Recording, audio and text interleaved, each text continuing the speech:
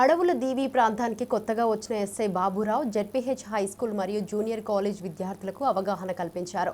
ఆడపిల్లల విషయంలో ఎవరైనా అసభ్యకరంగా మాట్లాడితే కఠిన చర్యలు ఉంటాయని హెచ్చరించారు. బాపట్ల జిల్లా ఎస్పీ మరియు ప్రభుత్వం కొన్ని సూచనలు జారీ చేశారు.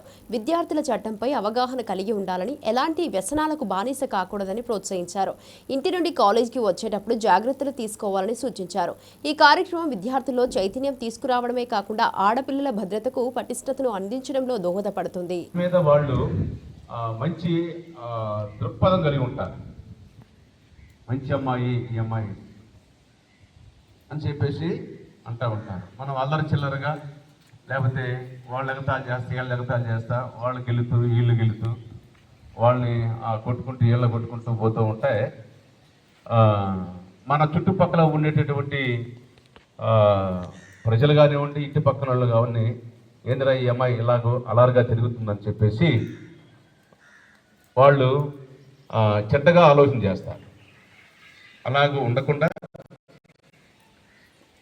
మనకి ఏదైతే లెక్చరర్స్ అండ్ టీచర్స్ బోధిస్తూ ఉన్నారో దానికి అనుగుణంగా మనం ఉండి మనం నేర్చుకుని ముందుకు సాగితే భగవంతుడు కూడా మనకి సహకరించేవాడుగా ఉంటాడు. ఇంకంతేకాదు, ఇప్పుడు ఉన్నటువంటి టీవీ ఛానల్స్, యూట్యూబ్ కానివ్వండి, ఫేస్బుక్లు కానివ్వండి, అవి మీరు చూడకుండా ఉంటే చాలా మంచిదని చెప్పేసి నేను అనుకుంటా ఉంటాను. అవి చూడకూడదు. ఎందుకంటే అవి చూసి చాలామంది మన జీవితాలను నాశనం చేసుకుంటూ ఉంటారు. టీవీ చూడొచ్చు కానీ ఏవి చూడొచ్చో ఏవి చూడకూడదు, ఏవి వినాలో ఏవి వినకూడదు.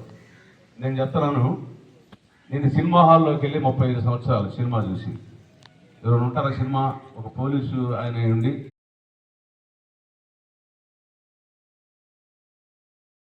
బజార్ నుంచి ఇంటికి వెళ్ళేటప్పుడు మనకి సహకరిస్తాడు. మన ఇష్టానుసారంగా మనం పోతూ ఉంటే వస్తూ ఉంటే, మరి ఎన్నిసార్లు చెప్పినా కూడా వెళ్ళలేదు అని చెప్పేసి